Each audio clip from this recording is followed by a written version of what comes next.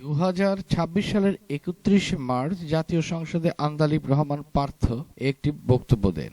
যদিও এই বক্তব্যটি প্রধানত বিএনপির বর্তমানে যে জনগণের পপুলার উইলের বিরুদ্ধে অবস্থান সেটিকে এস্টাবলিশড করে, কিন্তু সেই সাথে আরো একাধিক জিনিস এখানে উঠে এসেছে। তার মধ্যে আইনগত বিষয় আছে, সাংবিধানিক শূন্যতা আছে, বিগত ইউনূস সরকারের সময়ের যে একই সাথে সংবিধানে মধ্যে থেকে সংবিধানকে লঙ্ঘন করার যে প্রবণতা, বাদী করে একটি কোনোভাবে সরকার চালিয়ে যাওয়ার যে প্রবণতা, সেই বক্তব্যটি উঠে এসছে। তিনি এখানে শুরু করেন মূলত বিএনপিকে পক্ষপাতিত্ব করার মাধ্যমে, এবং তিনি সেই পুরনো একটি বয়ানকে জামাতের দিকে ছুড়ে দেন। কিন্তু আসলে কি সেটি জামাত করছে, নাকি সেই আওয়ামী লীগের মতো কিছু হলেই যুদ্ধপরাধী রাজাকার বলে যে তকমা দেওয়া, সেটি আসলে বিএনপি ব্যবহার করছে। কারণ বিএনপি এখন যেটা বলতে চাচ্ছে যে জামাত বিএনপিকে জুলাই গণ অভ্যুত্থানের থেকে দূরে ফেলে দিচ্ছে, বিএনপি এখন তাই জুলাই সনদকে একটু অবহেলা করতে চায়, এরকম একটা বক্তব্য। দল হিসেবে কে কাকে ছুড়ে ফেললো, কে কার বিরুদ্ধে বক্তব্য দিল, তার সাথে সংবিধান সংস্কার বা সংবিধান পরিবর্তন বা আইনি শাসন প্রতিষ্ঠার কি সম্পর্ক সেটা বোধগম্য না। তিনি জুলাই সনদ এবং সংবিধান সংস্কার প্রক্রিয়া নিয়ে কথা বলেন, কিন্তু এখানে তিনি আসলে আরেকটি বিষয় তুলে ধরেন, সেটি হচ্ছে বাংলাদেশের সাংবিধানিক ইতিহাসের সবচেয়ে বড় দ্বন্দ্বটি, যেটি পরস্পর মুখোমুখি অবস্থানে আছে, অর্থাৎ সংবিধান জনগণকে দূরে সরিয়ে দিয়ে রাজনৈতিক শক্তিগুলোকে বেশি ক্ষমতায়িত করেছে। তিনি বলেন, we have no problem with the July charter, our problem is with the process. Why don't you form revolutionary government at that time, and you could have formed a transitional revolutionary government to rewrite the constitutions, even torn it up. But now staying within the old constitutions, you are trying to nullify it. This doesn't work. Partha যা বললেন তা ছিল সরল অথচ একটি গভীর বক্তব্য। তোমরা পুরনো সংবিধানের ভিতর থেকে গোটা সংবিধানকে বাতিল করতে চাও, এটা হয় না। এই বাক্যই আজ বাংলাদেশের রাজনীতির সবচেয়ে বড় প্রশ্নটি জন্ম দিয়েছে। এই বাক্যটি আসলে বাংলাদেশের রাজনীতির সবচেয়ে বড় প্রশ্নটির জন্ম দিচ্ছে। একটি সংবিধান যা একবার 2/3 সংখ্যাগরিষ্ঠতার দ্বারা হিমায়িত করা হয়েছিল এবং যা হিমায়িত করা সম্ভব 2/3 সংখ্যাগরিষ্ঠতা দ্বারা, সেই সংবিধানকে কিভাবে ভবিষ্যতে জনগণের সংবিধানে রূপান্তর করা সম্ভব। আরেকটি প্রশ্ন চলে আসে যে আজকের পদ্ধতি যদি সফল হয়, অর্থাৎ সংবিধানটাকে আবারও কাটাছেড়া করে জনগণের পক্ষের একটি সংবিধান বানানো যায়, তাহলে তখন প্রশ্ন হচ্ছে যে আগামীকাল আরেকটি শক্তিশালী সরকার কি একই কৌশল ব্যবহার করে সবকিছু আবারও খারাপ করে দিতে পারবে? একটা জিনিস এটাও দেখি যে কেন জানি প্রথম থেকে আমাদেরকে জুলাইয়ের বিরুদ্ধে নিয়ে যাওয়ার একটা পায়তারা দেখতে পাচ্ছি। ঠিক যেমন আমাকে কথা বলতে দাও। If you understand the decorum, please. আমি কেন was quiet when এটা হবে না কিন্তু।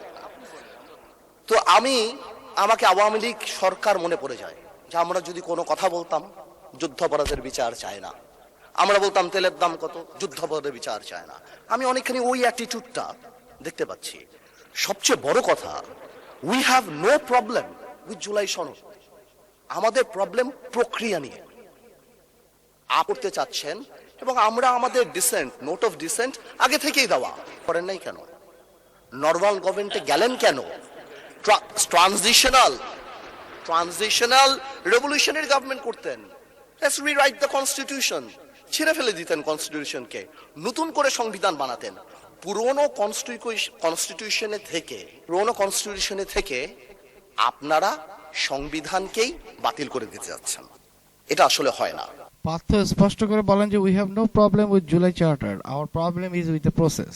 অর্থাৎ তিনি বলতে যাচ্ছেন যে 84টি সংস্কার প্রস্তাবনার বিরুদ্ধে তিনি বা বিএনপি নন, তিনি যা বিরোধিতা করছেন তার প্রক্রিয়া, যেভাবে এই সংস্কারগুলো বাস্তবায়িত হওয়ার কথা, যে পদ্ধতিতে বাস্তবায়িত হওয়ার কথা, কোন পদ্ধতিতে তারা বাস্তবায়ন করবে সেটা কিন্তু পরিষ্কার না। এখন প্রশ্নটা হচ্ছে কেন সংবিধানের ভিতর থেকে সংবিধান বাতিল করা অসম্ভব।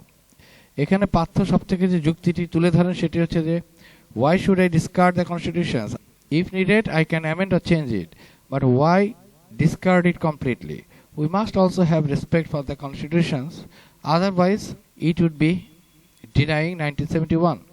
1971-কে ডিনাই করা হবে এই সংবিধানকে ফেলে দিলে। আসলে কি কথাটা ঠিক? বরং এটা তো উল্টো হতে পারে যে 1971-কে ডিনাই করা হচ্ছে এই সংবিধানকে ধরে রাখার কারণে।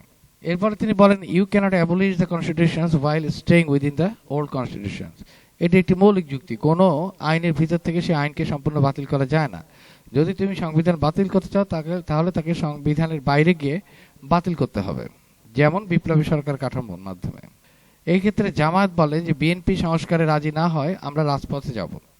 বিএনপি বলে আমরা সংসদীয় পথেই সংস্কার চাই। পার্থ জামায়াতকে কটাক্ষ করে বলেন, when you are banned you said nothing, you scored 12 runs of 6 balls but we all scored the previous 300 runs। এরপরে তিনি বলেন যে জুলাই আন্দোলনে জামাতের ভূমিকা ছিল অতি নগণ্য, কিন্তু এখন তারা নেতৃত্ব দিতে চায়। We respect the constitutions and we also respect the July Charter. If anyone stands against the July Charter, I, Andalib Rahman Partho, will stand and speak against them, but do not dictate the systems। তাহলে প্রশ্ন আসছে, এখন সংবিধানের ভিতরে থেকে কি সংবিধান সংশোধন করা সম্ভব? পার্থের বক্তৃতার পর স্বাভাবিক প্রশ্ন জাগে, ঠিক আছে, পুরো সংবিধান বাতিল করা যায় না, কিন্তু সংবিধানের ভিতরে থেকে সংবিধান সংশোধন করা কি সম্ভব? উত্তর হ্যাঁ, সম্ভব, তবে শর্ত সাপেক্ষে। বাংলাদেশের সংবিধানে 142 অনুচ্ছেদ অনুযায়ী সংসদ 2/3 সংখ্যাগরিষ্ঠতার মাধ্যমে সংবিধানের যে কোনো ধারা সংশোধন করতে পারে। এটি একটি স্বাভাবিক নিয়মিত প্রক্রিয়া, কিন্তু এখানে ধরা আছে যে শেখ হাসিনার সরকার 2011 সালে 15তম সংশোধনীর মাধ্যমে অনুচ্ছেদ 7(b) সংবিধানে যোগ করে। এই অনুচ্ছেদটি সংবিধানের প্রস্তাবনা, প্রজাতন্ত্রের মৌলিক কাঠামো এবং মৌলিক অধিকার এসবকে চিরস্থায়ী এবং অপরিবর্তনীয় ঘোষণা করে। অনুচ্ছেদের 7(b)-তে স্পষ্ট লেখা আছে যে এই ধারাগুলো insertions, modifications or substitutions, repeal or by any other means, কোনো উপায় পরিবর্তন করা যাবে না। তাহলে সাধারণ সংশোধনী 2/3 সংখ্যাগরিষ্ঠতার মাধ্যমে হয়, কিন্তু অনুচ্ছেদ 7(b) 2/3 সংখ্যাগরিষ্ঠ দ্বারা সম্ভব না। তাহলে পার্থ যেটা বলছেন যে সেটা এই বাস্তবতার ভিতরেই ভিতর থেকে সংবিধানের মৌলিক অংশ বাতিল করা সম্ভব হচ্ছে না, কারণ 7(b) সেই পথ বন্ধ করে দিয়েছে। জামায়াতের উত্তর, সংবিধানের বাইরে গিয়ে সংবিধান সংস্কার। পার্থের যুক্তির জবাবে জামায়াত স্পষ্ট ভাষায় বলে দেয় যে আমরা সংবিধানের বাইরে গিয়েই সংবিধান সংস্কার করব। জামায়াতের প্রস্তাব জুলাই সনদ বাস্তবায়নের জন্য প্রেসিডেন্সিয়াল কনস্টিটিউশনের যে অর্ডার সেই অনুযায়ী কাজ করতে হবে এবং এটা একটি সেটেল ম্যাটার। জুলাই সনদ বাস্তবায়নের জন্য সেই সেটেল ম্যাটারকে বিএনপি এবং বিএনপির অধীনস্থ যে দলগুলো তারা মিলে এটাকে আনসেটেল করছে, এবং সংসদ সদস্যদের যে দ্বিতীয় শপথ নেওয়ার প্রেসিডেন্সিয়াল অর্ডার ছিল সেই পথেই এগোলে এই সমস্যা হতো না। কথাটি এক অর্থে ঠিক, এবং সেখানে 2টি শপথ নেওয়ার কথা ছিল, একটি এমপি হিসেবে এবং একটি কনস্টিটিউশনাল রিফর্মার হিসেবে। জামায়াতের যুক্তি, অসাধারণ পরিস্থিতিতে যেমন 2024 সালে গণ অভ্যুত্থানের পর অসাধারণ ব্যবস্থা গ্রহণযোগ্য ছিল, যেটা হাইকোর্টের রায়ের মাধ্যমে হয়েছিল, এবং সংবিধানের বাইরে গিয়ে কাজ করাটা তখন বৈধ, যখন সংবিধানের ভিতরে কাজ করা অসম্ভব হয়ে পড়ে। পার্থ যাকে অসম্ভব বলছেন, জামায়াত তাকে বলছেন একমাত্র পথ। এখন প্রশ্ন হচ্ছে যে হিমায়িত সংবিধান। এবার আসা যাক হিমায়িত শব্দটি এখানে কিভাবে ব্যবহৃত হচ্ছে। শেখ হাসিনা এটাকে আনচেঞ্জেবল করে দিয়েছে। একজন আইনবিদ যেমন মন্তব্য করেছেন যে article 7(b) has forever forbidden any future expressions of the people to be reflected in the constitutions. আরেকজন আইনবিদ বলছেন, the fallen autocrat Sheikh Hasina Wajed has brought the country's constitutions to such a ramshackle state by restoring to reckless doctrine that it has now become almost impossible to follow it by letter or spirit। সুতরাং শেখ হাসিনা এটাকে একটি অপরিবর্তনীয় বিধান হিসেবে তৈরি করেছে, যেটা আইনের কোনো ডেফিনিশনের মধ্যেই পড়ে না। কিন্তু এখানে যে প্যারাডক্সটি তৈরি হচ্ছে সেটা হচ্ছে যে অনুচ্ছেদ 7(b) নিজেই একটি সাধারণ সংসদীয় সংশোধনীর মাধ্যমে পাশ হয়েছে, অর্থাৎ এটি দাবি করে যে নিজেকে অপরিবর্তনীয় করে দিতে পারে। প্রশ্ন হলো, একটি সাধারণ সংশোধনী কি নিজেকে অপরিবর্তনীয় ঘোষণা করার ক্ষমতা রাখে? এটা কি ঈশ্বর সমতুল্য হয়ে যায় না? ঈশ্বরই কেবল বলতে পারে যে আমি অপরিবর্তনীয়, আমার বিধান হচ্ছে অপরিবর্তন। ভারতের সুপ্রিম কোর্ট কেশবানন্দ ভারতীয় মামলা 1973-এ বলেছিল যে কোনো সংসদীয় সংখ্যাগরিষ্ঠ সংবিধানের মৌলিক কাঠামো ধ্বংস করতে পারে না, কিন্তু বাংলাদেশের সেই মতবাদটি 7(b) দ্বারা চ্যালেঞ্জের মুখে পড়েছে। এখন প্রশ্নটি আসে যে একটি প্রয়োজন সংবিধানকে কিভাবে জনগণের সংবিধানে রূপান্তর করা যায়। একটি সংবিধান যে একবার হিমায়িত করে দেওয়া হয়েছে তাকে কিভাবে ভবিষ্যৎ জনগণের জন্য জনগণের সংবিধান হিসেবে পুনঃপ্রতিষ্ঠা করা যায়? এমন সংবিধান রূপান্তর কি সম্ভব? স্বাভাবিক সংসদীয় প্রক্রিয়া নয়, কারণ 7(b) সেই পথ বন্ধ করে দিয়েছে।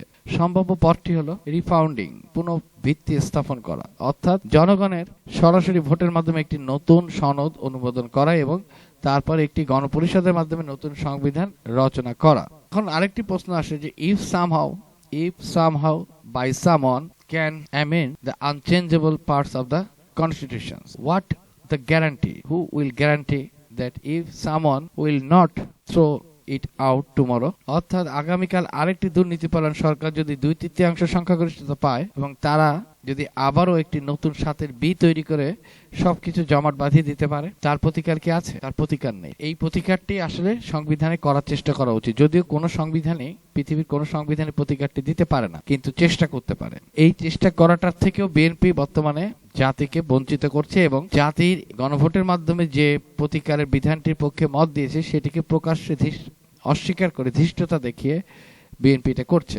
আমেরিকার প্রতিষ্ঠাতা থমাস জেফারসন বিশ্বাস করতেন যে প্রতি প্রজন্মের নিজস্ব সংবিধান লেখা উচিত। তিনি বলেছিলেন, মৃতরা কি ভবিষ্যতে জীবিতদের বাঁধতে পারে? কিন্তু জেফারসনের সমাধানের একটি ত্রুটি আছে। একটি খারাপ প্রজন্ম যদি খারাপ সংবিধান লেখে তাহলে তা পরবর্তী প্রজন্মের জন্য ধ্বংসাত্মক হতে পারে। If a political party with a 2/3 majority in parliament for a few years could so amend the constitutions as to debar any other party from functioning, establish totalitarianisms, enslave the people, and after having effected these purposes make the constitutions unamendables or extremely rigid, this would no doubt invite extra constitutional revolution. অর্থাৎ শেষ পর্যন্ত একমাত্র প্রতিরোধ হলো জনগণের প্রতিরোধ। যখন সংবিধান আর জনগণের পক্ষে কাজ করে না তখন জনগণই রাস্তায় নেমে আসে, নামতে তারা বাধ্য হয়, এটা কেউ ইচ্ছা করে নামে না। কারণ যখন একটি কনস্টিটিউশন আর জনগণের কথা বলে না তখন বাকি যে আইনগুলো থাকে সেগুলো জনগণের কথা বলা বন্ধ করে দেয়। এটা চেইন অফ রিয়াকশনের মতো ঘটে, যেটি জুলাই 24-এর গণ অভ্যুত্থানের সময় আমরা দেখেছি এবং যে কোনো গণ অভ্যুত্থান বা বিপ্লবে এই ঘটনাটি ঘটে। সুতরাং we respected the constitutions and you also respect the July charter. প্রশ্ন আসে যে দুটো কি আসলে সাংঘর্ষিক না? আমরা যদি বর্তমান কনস্টিটিউশনকে রেসপেক্ট করি তাহলে কি জুলাই চার্টারকে রেসপেক্ট করা সম্ভব না? সম্ভব না।